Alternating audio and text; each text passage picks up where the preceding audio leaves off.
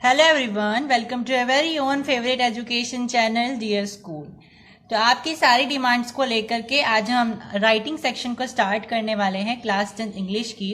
और आज हमारा टॉपिक एनालिटिकल पैराग्राफ। पूरा साल निकल जाता है, स्टूडेंट्स को ये नहीं पता चल पाता कि एनालिटिकल पैराग्राफ है क्या। तो आज इस वीडियो में हम इसका फॉर्मेट, इसकी डेफिनेशन और इसके कीवर्ड्स को डिस्कस करेंगे। आपको जस्ट वो कीवर्ड याद रखने हैं, आप पूरा का पूरा एनालिटिकल पैराग्राफ आसानी से लिख पाओगे। तो अगर डेफिनेशन की बात करें तो एनालिटिकल पैराग्राफ एक तरीके की डिस्क्रिप्टिव राइटिंग होती है जिसमें हमें जो भी डेटा दिया गया है, डेटा किसमें दिया जा सकता है, एक चार्ट की फॉर्म में दिया जा सकता है, एक ग्राफ की फॉर्म में दिया जा सकता है, और कोई भी हमारे पास टेबल आ सकती है जिसमें हमें डेटा दे दिया जाएगा। अब उस डेटा को देख करके हमें उसे डिस्क्राइब करना होता है, और डिस्क्राइब करने का मतलब क्या होता है, उसको एनालाइज करना। कि भाई अगर हमें दे रखा है कि वुमेन का जो लिटरेसी रेट है वो इस साल 20 था, फिर इस साल 40 हो गया, इस साल फिर 60 हो गया, तो आपको जस्ट ये नहीं लिखना है कि डेटा ये है और ये है।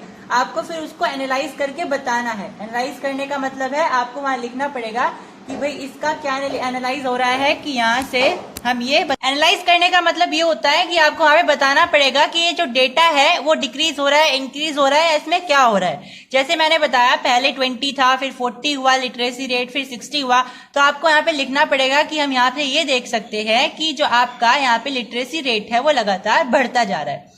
ठीक है, आपको फिर कंक्लूजन देने होते हैं और थोड़े से अपने सजेशन भी देने पड़ते हैं कि हम किस तरीके से लिटरेसी रेट को बढ़ा सकते हैं। तो अगर मैं वुमेन लिटरेसी रेट की बात करूं तो आप क्या लिख सकते हो, वेरियस प्रोग्राम्स और स्कीम्स चलाइए, गवर्नमेंट स्कूल बनाइए, लड़कियों की जो स्कूल फीस है वो कम कर दीजिए, फ्री कर दीजिए, बुक्स फ्री कर दीजिए या बुक्स सस्ती कर दीजिए। ये सारी चीजें हम स्टेप्स लगा सकते हैं अगर हमें ये सब चीजें लिखनी है। इस तरीके से हम एनालाइज करते हैं चीजों को, ये तरीका होता है एनालाइज करने का। बात करें एनालिटिकल पैराग्राफ के फॉर्मेट की तो बड़ा सिंपल फॉर्मेट होता है। आपको पहले इंट्रो डालना पड़ता है, यानी कि टॉपिक किसके बारे में है ये आपको बताना पड़ता है। अब इसका मतलब ये नहीं है कि आप 5-6 लाइनें लिख करके आओगे, इसमें आपको जस्ट 1 या 2 ही लाइन लिखनी होती है इंट्रोडक्शन में।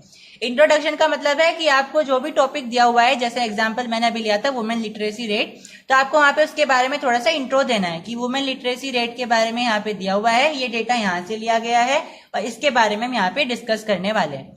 ठीक है, और इंट्रो में आपको ये बताना पड़ता है कि ये जो आपको डेटा दिया गया है वो कहाँ से दिया गया है। कहाँ से दिया मतलब है कि वो आपको चार्ट दे रहा है, टेबल दे रहा है, पाई चार्ट दे रहा है या क्या दे रहा है, आपको वहीं पे मेंशन कर देना है इंट्रो के अंदर में ही। ठीक है, इसके बाद आता है बॉडी, जो कि मेन चीज होती है इसके अंदर। इसमें आपको टोटल एनालिसिस करना पड़ता है। जो मैंने एनालिसिस बताया आपको करना, वो आपको मेनली इसके अंदर ही करना होता है। एनालिसिस के साथ साथ आपको कंपैरिजन करना है कि इस ईयर ये था, फिर इस ईयर में डिक्रीज होकर या इंक्रीज होकर ये हो गया, तो आपको पूरा टोटल कंपैरिजन और फिर एनालिसिस आपको करना है। और जो आपको टॉपिक है वो भी आपको डीपली इसी में एक्सप्लेन करना होता है। ठीक है, तो अगर आप ये बोल रहे हो कि अगर आपके 120 शब्दों में लिखना है, समझ में आई, तो अगर आप यहाँ पे 40 शब्द मान लेते हो और यहाँ पे अगर आप 40 तो ज्यादा हो जाएंगे, यहाँ पे अगर यहाँ पे 20 वर्ड मान लेते हो और यहाँ पे अगर आप 30 वर्ड मान लेते हो, तो बाकी के जो वर्ड है आपको इसके अंदर मेंशन करना है, यानी कि सबसे लॉन्गेस्ट पार्ट होगा आपके एनालिटिकल पैराग्राफ का। आई वांट टू से दिस। ठीक है, इसके अंदर आपको मेन चीज डालनी होती है, एक्सप्लेनेशन, कंपैरिजन, एनालिसिस, सब कुछ। इसके बाद लास्ट आता है कंक्लूजन। कंक्लूजन आपको 2 से 3 लाइन में देना होता है। ये आपको टेबल में नहीं दिया होता है, ये आपको खुद से देना पड़ता है। खुद से देने का मतलब क्या होता है कि आपको जो आपको टोटल डेटा दिया गया है, आपको उसे समझ करके टोटल कंक्लूजन देना होता है कि हम क्या स्टेप उठा सकते हैं इस चीज को इंक्रीज करने के लिए, डिक्रीज करने के लिए, इस चीज को सुधारने के लिए। जैसे वायलेंस के ऊपर आ जाएगा तो आपको लिखना पड़ेगा कंक्लूजन में कि हम वायलेंस के लिए पुलिस नंबर्स, पुलिस सुविधाओं को बढ़ा सकते हैं और गवर्नमेंट फैसिलिटीज दे सकते हैं।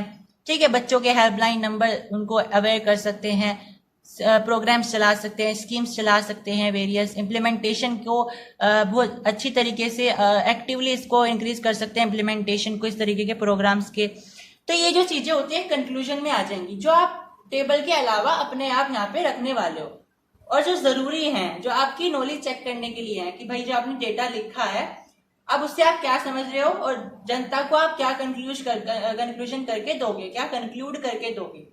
ओके, कंक्लूजन के अंदर हम ये सब चीजें लिखते हैं। अब मेन बात है कि यहाँ पे हम कौन कौन से कीवर्ड लिखे कि टीचर हमें फुल मार्क्स दे दे। तो यहाँ पे मैंने लिखे हैं बहुत ही ब्यूटीफुल से कीवर्ड जिनको आप यूज कर सकते हो और अपने एनालिटिकल राइटिंग को बहुत ही ज्यादा अंडरस्टैंडेबल और फैशनेबल बना सकते हो। फैशनेबल से मेरा मतलब है दूसरों से अलग और बिल्कुल हटके, ताकि टीचर पढ़ते ही इंप्रेस हो जाए।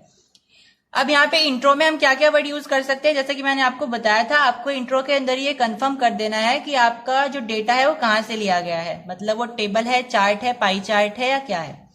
तो यहाँ पे आप लिख सकते हो the chart given below describe the table suggest the data given provides information about the pie chart illustrates. तो ये सारे वर्ड आप यूज कर सकते हो। बॉडी के अंदर आप क्या यूज करोगे, अगर आपको कोई चीज डिस्क्राइब करनी है तो आप लिखोगे कि वो स्टार्टिंग टू राइज, कि वो लगातार बढ़ती चली गई, वो क्वाड्रपल्ड हो गई, 4 गुना हो गई, या वो डबल हो गई, फ्लक्चुएट हो गई, वो एकदम से पीक पर चली गई। इस तरीके से आपको कंपैरिजन करना है तो आप लिखोगे similarly, in comparison to, contrast to, contrast with. ठीक है, जब आप कंक्लूजन करोगे तो आपको नहीं आता है कि वो आप ओवरऑल क्या समझे हो, तो आप ओवरऑल यूज कर सकते हो, इन अ नटशेल यूज कर सकते हो। आप लिख सकते हो कि in the given data we understand या वी कैन कंक्लूड दिस। इस तरीके के आप कीवर्ड यूज कर सकते हो, जिससे आपकी इंग्लिश बिल्कुल फाइन लगेगी। आपको भले ही अच्छी इंग्लिश आ रही है नहीं आ रही है, आप ये वाले कीवर्ड यूज करके टीचर को ये बता सकते हो या दिखला सकते हो कि आपको बड़ी इंग्लिश आती है। So that's all in this video. Like the session and subscribe the channel for more such interesting videos. Thank you.